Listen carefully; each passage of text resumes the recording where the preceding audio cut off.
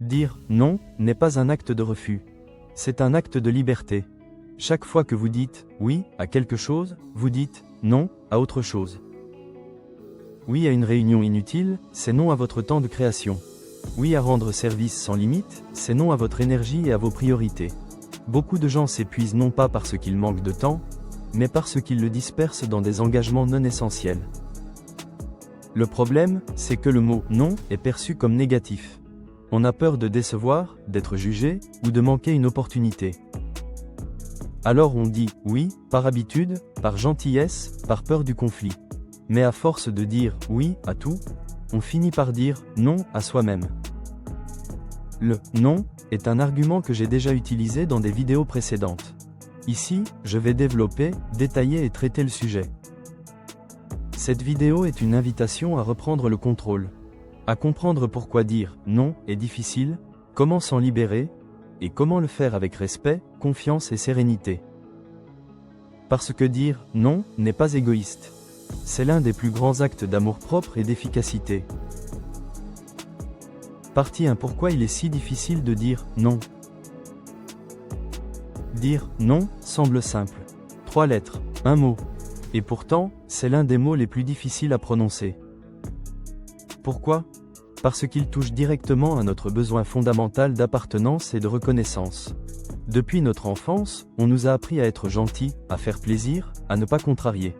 Dis merci, sois poli, aide ton camarade, ne fais pas de peine. Résultat, dans notre esprit, dire « non » est devenu presque synonyme d'être égoïste ou méchant.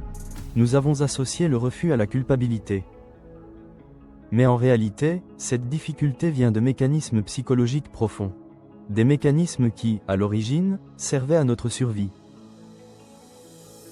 1. Un héritage biologique, la peur du rejet. Les neurosciences ont montré que la peur du rejet social active la même région du cerveau que la douleur physique, le cortex singulaire antérieur. Autrement dit, quand vous dites « non » à quelqu'un et que vous sentez cette tension dans votre ventre, cette chaleur dans la poitrine, ce petit malaise intérieur. C'est normal. Votre cerveau interprète le risque de décevoir comme un danger. Il faut comprendre qu'il y a des milliers d'années, être exclu du groupe signifiait mourir. On dépendait du clan pour survivre. Alors, inconsciemment, nous cherchons encore aujourd'hui à éviter tout rejet. Dire « non », c'est s'exposer à une possible exclusion, un désaccord, une désapprobation. Et notre cerveau préfère dire « oui » pour rester en sécurité. Mais ce réflexe primitif n'est plus adapté à la vie moderne. Aujourd'hui, dire « non » ne met pas votre survie en danger, il protège votre équilibre. 2. Le besoin d'être aimé et reconnu.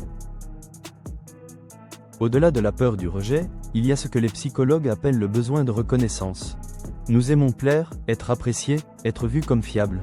Alors nous disons « oui » pour renforcer notre image positive, celle du collègue serviable, de l'ami présent, du parent dévoué. Le problème, c'est qu'à force de chercher l'amour des autres, on finit par négliger l'amour de soi. On se vide intérieurement à force de trop donner. Et un jour, on réalise qu'on a accumulé une fatigue émotionnelle, un ressentiment silencieux, parce qu'on n'a jamais osé poser de limites. 3. Le conflit intérieur. Dire « oui » quand on pense « non ». Cette tension entre ce que l'on ressent et ce que l'on dit, provoque ce qu'on appelle la dissonance cognitive, un inconfort psychologique lorsque nos actions ne sont pas alignées avec nos valeurs. Tu connais sûrement cette sensation. Quelqu'un te demande un service, tu sais que tu ne veux pas le faire, mais tu dis « oui » quand même. Sur le moment, tu te dis « ce n'est pas grave ». Mais quelques heures plus tard, tu es agacé, tendu, frustré. Pas contre l'autre, mais contre toi-même. Ce n'est pas la demande qui te fatigue, c'est le fait de t'être trahi. Chaque fois que tu dis « oui », alors que ton cœur voulait dire « non », tu fragilises un peu plus ta confiance intérieure. Et cette fissure invisible finit par se transformer en épuisement moral. 4. Dire « non », un acte de maturité émotionnelle. Dire « non », ce n'est pas rejeter l'autre. C'est reconnaître que ton temps, ton énergie et ton attention sont limités. C'est comprendre que tu ne peux pas tout faire, tout donner, tout accepter, sans t'y perdre. Les psychologues appellent cela l'affirmation de soi.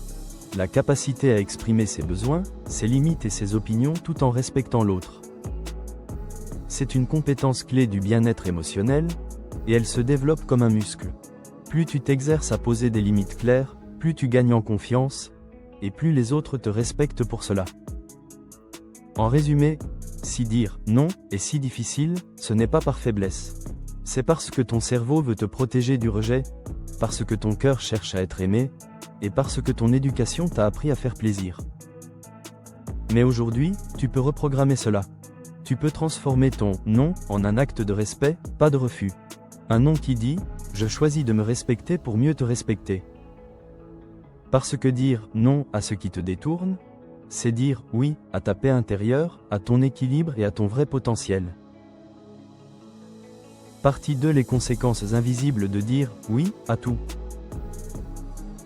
Dire oui semble anodin. C'est un mot court, souvent prononcé par réflexe, sans même y penser. Mais ce petit mot, accumulé des dizaines de fois dans une semaine, peut devenir un poids énorme. Un oui par-ci, un oui par-là, et peu à peu, votre agenda, votre esprit, et votre énergie se retrouvent saturés. Chaque oui a un coût caché. Un coût en temps, en concentration, en énergie mentale et même en estime de soi. Conséquence 1, le coût du temps. Le temps est votre ressource la plus précieuse et la seule que vous ne pouvez pas racheter. Pourtant, chaque fois que vous dites « oui » à une tâche qui ne vous appartient pas, vous retirez une part de ce temps à vos véritables priorités. Vous dites « oui » à une réunion inutile? C'est peut-être un non à une heure d'apprentissage. Vous dites « oui » à un coup de main de dernière minute? C'est un non à votre repos ou à votre projet personnel. Et souvent, ce vol de temps se fait sans douleur immédiate. C'est une fuite lente, presque invisible. Mais au fil des jours, elle draine votre productivité. Vous finissez par courir après le temps, par dire « je n'ai plus une minute à moi », alors qu'en réalité, ce sont les oui non réfléchis qui vous l'ont volé. Conséquence 2, le coût énergétique et mental. Chaque engagement que vous prenez, même petit, consomme de l'énergie mentale. C'est ce qu'on appelle en psychologie la charge cognitive. Votre cerveau a besoin d'espace pour penser, créer, résoudre, rêver. Mais quand il est saturé de micro-tâches et de promesses sociales, il s'épuise. C'est ce qui mène à la fatigue décisionnelle. Plus vous dites « oui », plus vous avez de décisions à gérer, et plus votre capacité à faire de bons choix diminue. Résultat ? Vous procrastinez, vous perdez votre concentration, vous vous sentez dépassé. Vous travaillez plus, mais vous avancez moins. Parce que votre énergie mentale est dispersée dans des choses secondaires. Un oui de trop aujourd'hui peut donc créer un burn-out demain. Pas seulement professionnel, un burn-out émotionnel, un épuisement d'être tout pour tout le monde. Conséquence 3, le coût émotionnel et identitaire. Mais le plus grand prix à payer, c'est celui de l'alignement intérieur.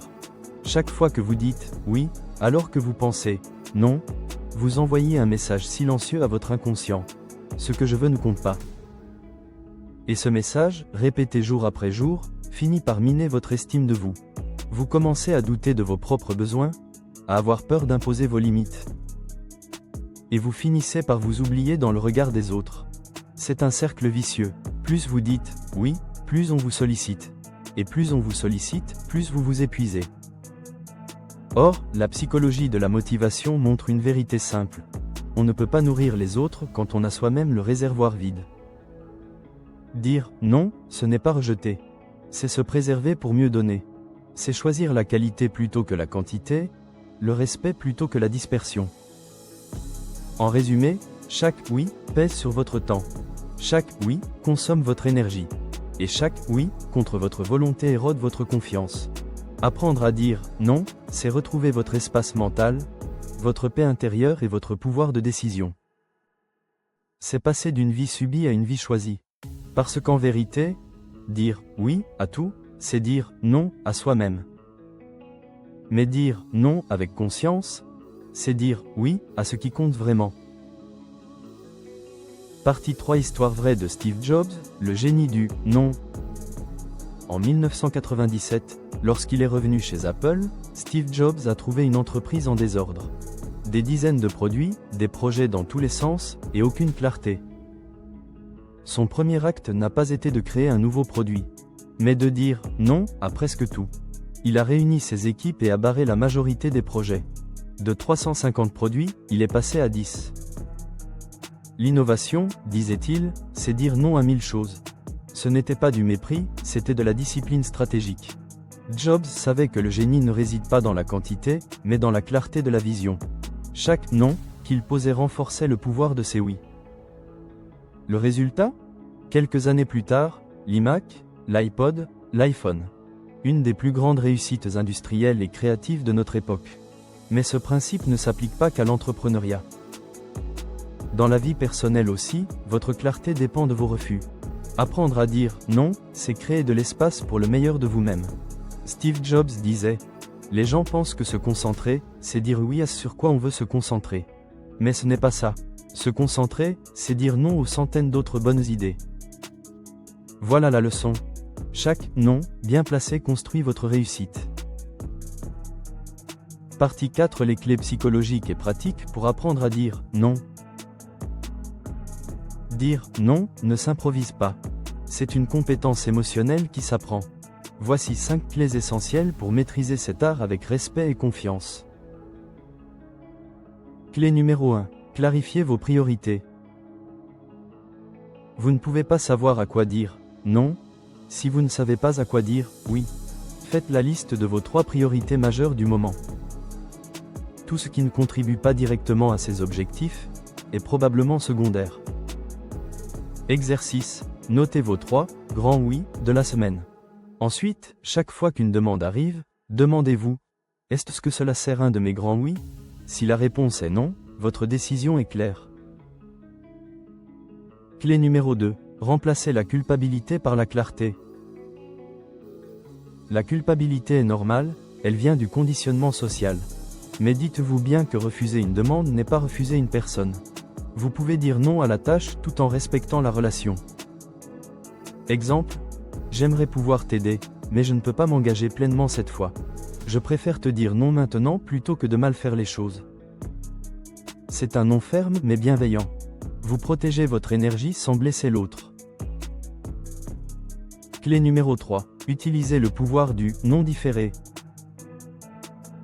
Si dire non direct vous semble difficile, utilisez la version douce.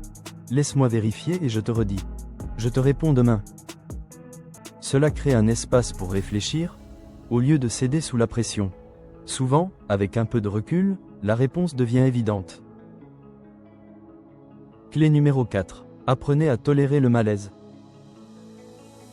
Dire « non » crée parfois un inconfort momentané. Mais cet inconfort est le prix de votre liberté. Comme dans le sport, la douleur musculaire est le signe que vous progressez. Ici, la gêne émotionnelle est le signe que vous reprenez votre pouvoir. Rappelez-vous, ceux qui vous respectent comprendront votre non. Ceux qui ne le comprennent pas profitez probablement de vos oui. Clé numéro 5. Créez votre script personnel. Avoir des phrases prêtes aide énormément. Voici quelques modèles à adapter. Je suis déjà engagé sur d'autres priorités. Ce n'est pas aligné avec mes objectifs du moment. Je préfère ne pas m'engager pour ne pas bâcler le travail. Merci de penser à moi, mais je ne peux pas cette fois. Ces phrases sont respectueuses, claires et fermes. Elles montrent que vous vous respectez, et les autres aussi. Partie 5. Exercices pratiques et mini-défis.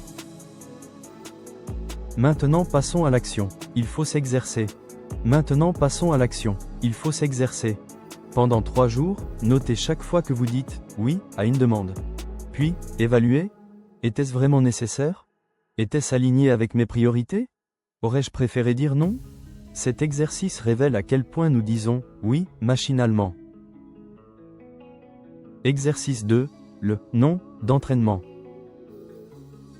Choisissez une petite situation anodine, un café, un service, un appel. Exercez-vous à dire « non » gentiment mais fermement. Sentez ce qui se passe en vous, le malaise, la libération, la fierté. Sentez ce qui se passe en vous, le malaise, la libération, la fierté. Exercice 3, le journal des limites. Chaque soir, notez Où ai-je posé une limite aujourd'hui? Comment je me suis senti après? Qu'ai-je appris sur moi? En 7 jours, vous verrez un changement profond. Plus de clarté, plus de calme, plus de respect de soi. Conclusion, choisir son oui, c'est choisir sa vie. Dire non n'est pas une barrière, c'est une porte. Une porte qui protège votre énergie, votre temps, votre paix intérieure. Chaque non que vous osez poser est un oui à votre évolution. Un oui à vos priorités, à vos rêves, à vos limites saines. Souvenez-vous, vous n'avez pas à être disponible pour tout, vous avez à être présent pour l'essentiel. Le véritable courage n'est pas de tout accepter, mais de savoir ce qui mérite votre engagement. Alors, dès aujourd'hui, faites ce choix. Ne laissez plus les autres écrire votre agenda. Réapprenez à dire non, sans culpabilité, mais avec clarté. Parce que l'art de dire non, c'est l'art de vivre en accord avec soi. Merci pour votre écoute. Vous êtes de plus en plus nombreux. Merci. Si ce message vous a parlé, abonnez-vous pour plus de motivation, et aidez-moi à faire connaître la chaîne. À bientôt.